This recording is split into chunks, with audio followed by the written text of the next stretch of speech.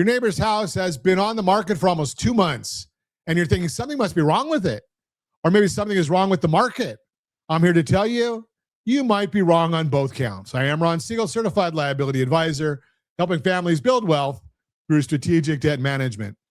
Let's talk about what's actually happening out there, because there is a chart making the rounds right now from Realtor.com that tells a story most people are completely misreading. The chart tracks average days on market going back to March of 2019. And right now, the average home is sitting on the market for about 57 days before it sells. 57 days. And if you've been paying attention to real estate even a little bit, your gut reaction might be, wow, that's slow. Something must be off. But here's the thing. That dashed line running across the middle of that chart, that's a historical average, and 57 days sits right on it. That's not slow. That's normal. That's what normal looks like. So where did we get the idea that a house should sell in 48 hours with 14 offers over asking price? Good question. Let's go back a few years. From about mid-2020 through early 2022, days on market cratered. We're talking homes selling in days, sometimes hours. Multiple offers, waived inspections, people buying houses they never stepped foot in. That was not a healthy market. That was a frenzy. And frenzy has a way of resetting your expectations in a way that isn't fair to you going forward. Think of it this way. If your commute is usually 35 minutes and one day there's no traffic, and you make it an 18, you don't tell your boss you'll be in early every day from now on. That 18-minute day was an anomaly. The 35 minutes is reality. The same thing happened in real estate. The COVID frenzy was the 18-minute commute. What we have right now, 57 days on market. That's the commute. That's real life. Now, why does this matter to you?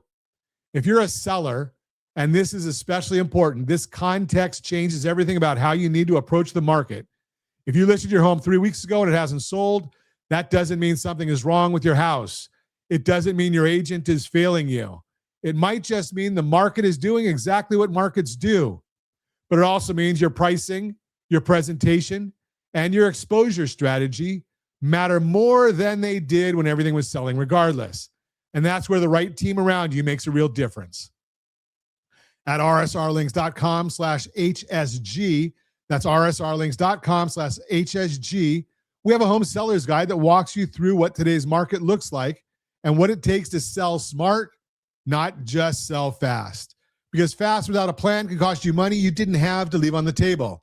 And if you want to talk about exposure, how buyers actually find your home and what your agent is doing to put it in front of the right people, go to rsrlinks.com/salesmax. That's rsrlinks.com/salesmax. There is a strategy built around maximum seller exposure that most sellers never hear about until after they've already accepted an offer that was lower than it should have been. Now let's flip this around for a minute, because buyers are reading this market wrong too. A lot of buyers are sitting on the sidelines right now waiting for rates to drop, waiting for prices to fall, waiting for that perfect moment. And while they wait, they're watching homes sit for 50, 55, 60 days on the market and thinking, see, the market is soft. I've got all the time in the world. But here's what that chart doesn't show you. The homes that are sitting are usually the ones that are priced wrong, presented poorly, or in locations that have specific challenges. Well-priced homes in good condition are still moving. The overall average is being pulled up by the ones that aren't moving at all. So if you're a buyer and you find a house you love and it's been on the market for 45 days, that's not necessarily a red flag, but it is a conversation worth having. Why is it still available? Is the seller motivated? Is there room to negotiate? That's a different opportunity than a year ago, and you should be approaching it that way. This is why working with a team that understands the full picture, not just the listing, but the strategy around it, matters so much right now. The mortgage side of the equation matters too. Understanding what you can afford, what you qualify for, and what makes sense for your long-term financial picture. That's not the same conversation as just, what's the rate today? The rate matters, but the strategy around it matters more. If you want to know what your next steps look like, whether you're buying, selling, or just trying to understand where you stand, go to rsrlinks.com/keysteps. That's rsrlinks.com/keysteps.